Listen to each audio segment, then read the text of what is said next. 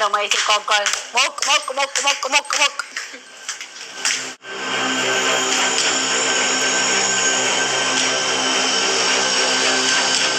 ዘግቼ ነው ያረገረገ ሰርግ የምደግሰው። እውነት ያው ዳጣንም እንግዲህ አብረን ነው አምንድረት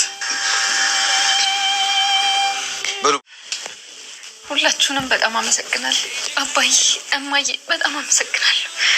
ሰው አረጋችሁኝ፣ አለበሳችሁኝ። እማዬም እንደ ልጆችሽ ተቀበልሽ። እናንተም እህት ወንድም ሆናችሁኝ። በጣም ነው የማመሰግነው። መልካም ልብ ነው ያለሽ። ስለዚህ ለዛ ነው እሺ ጸባይሽ ነው ያኖርሽ። እሺ እማዬ በጣም አመሰግናለሁ። ባልሽ እናትሽ ነኝ።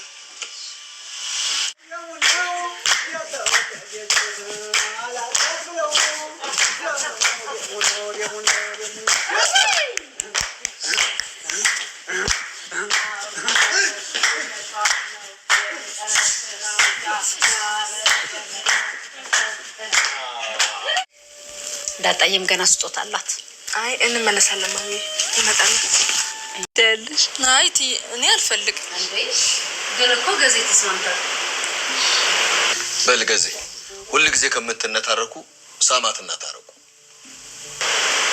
በእንግዲህ ተዛዙ ነው ቢል በቃ ለዛ እንዴ ታረቁ እንጂ አሁን ስትጨቃጨቁ እየሰማችሁ ነው። ባለፈውም ደግሞ ተጣልታችሁ ነበር። እሱማ ደመኛ አይነት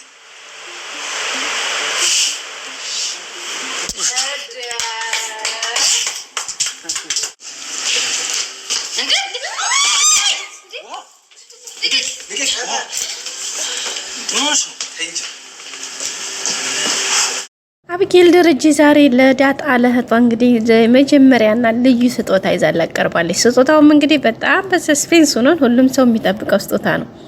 አብጌል የያዘች ስጦታ የተጠቀለለ ወይ ደግሞ ትልቅ ነገር አይደለም። እንደምናያ ከሆነ በእጇ የተጠቀለለች ትንሽዬ ወረቀት ናት። ስለዚህ እቺ ነገር ምን ትሆናለች? ዝም ብዬ ሳስብ እኔ የሆነ ጽሁፍ ነገር ትመስለኛለች። እሱም እንግዲህ ምናልባት ደጋግማ እንደሚታወቀው ቀድማ ናታንን ዛሬም ነግረዋለች። ግን በባለፈው ክፍል ተዳጣ ምንድነው ለልዴቷ ስጦታ መስጠጫት ብሎ ናታን ሲጠይቃት አንተን በወረቀት ጠቅልሌ ብሰጣት እያለችው ነበርና ናታን እኔ መስጠት አትችይም፣ ምክንያቱም እኔ ራሴ እንጂ የምወስነው ማንም ሰው የሚወስንልኝ ሰው አይደለም።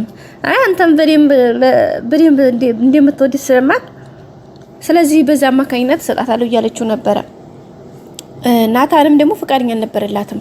በዚህ ጉዳይ ድጋሚ እንድታወሪኝ አልፈልግም በማለት ተቷት ነበረ። ካንዲ ሁለት ሄደው ዛሬም በድጋሚ ለዳጣ ዛሬ ልዩ ስጦታ አዘጋጅችላታለሁኝ ምን ይመስልሃል ገምት እስኪ ስትለው አይ ምን አውቃለሁ ምን አዘጋጅችላት ደስ ይላል በጣም ደስ ይላል እያላት ነበርና ገምት እስኪ ምን ብሰጣት አሪፍ ነው ስትለው እንግዲህ ምን አውቃለሁ እሱን መሰጪው ነው አንቺ ነሽ የምታውቂው እያላት ነበር። በመጨረሻ እንግዲህ ምንድነው ያደረገችው ስጦታውን አንተን ብሰጣት ብላ ነበር ድጋሜ ጠየቀችው። ናታንም በዚህ እንግዲህ በጣም ተቆጥቶባታል። ድጋሜ በዚህ ጉዳይ እንድናወራ አንፈልግም አልኩሻል እንዴ ምናምን ሲላት በቃ ይቅርታሽ በቃ አሁን ሄዶ ወደ ፕሮግራሙ በማለት ሄደዋል።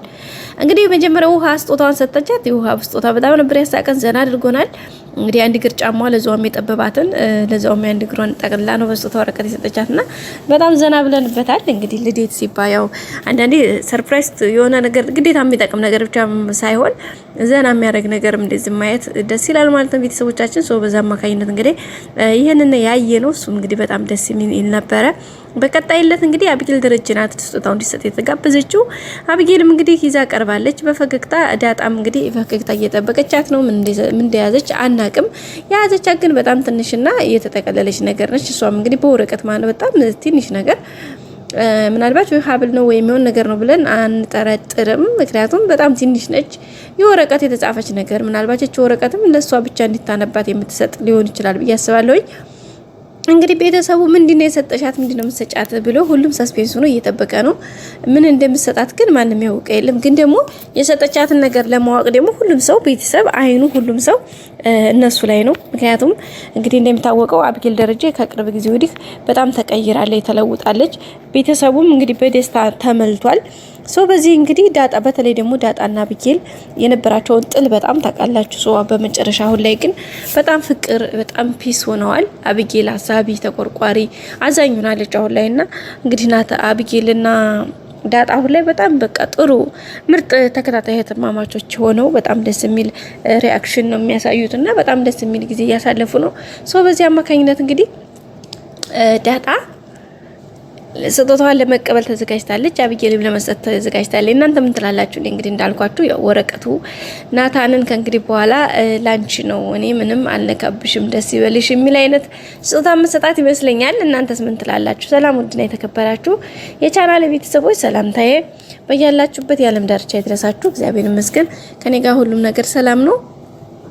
ቤተሰቦች እንግዲህ እንደምታወቀው ሁሌም አዳዲስ ቪዲዮዎችን ይዘን ወደ እናንተ በመቅረብ እንታወቃለን። ዛሬም እንደተለመደው አዲስ ቪዲዮዎችን ይዘን ብቅ ብለናል።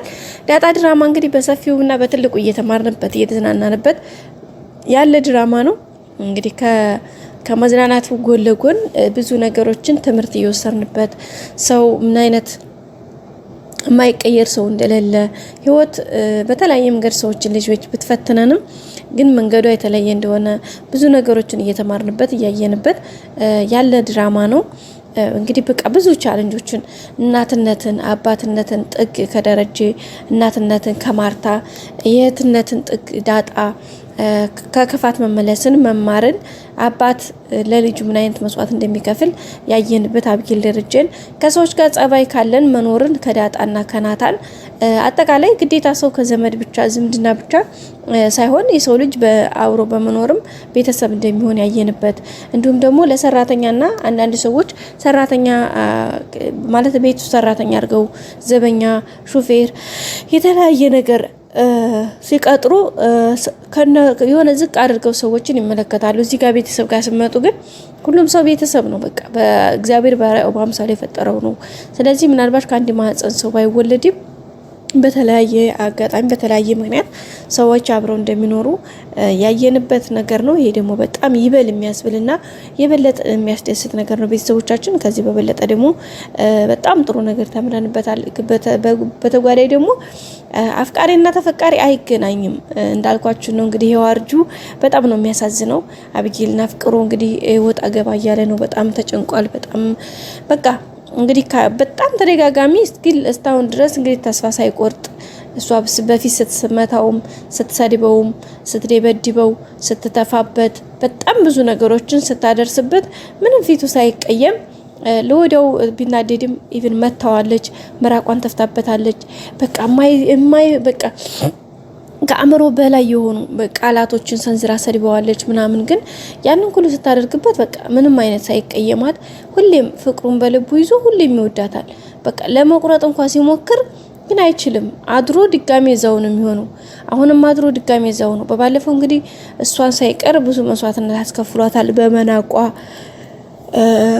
በተለይ በቃ እሱን ስለምትሰድበው ወንድነትህን እስኪ ሱሪን አውልቀህ እንየው በቃ የተለያየ ታውቃላችሁ። በቃ ከአእምሮ በላይ የሆኑ ቃላትን ስትሰነዝር ስትሳደብ ነበርና እሱን ነገር እንግዲህ በተለያየ መልኩ ነገሮችን ለመታገስ ለማለፍ ለማስተዋል ብዙ ነገሮችን አድርጓል።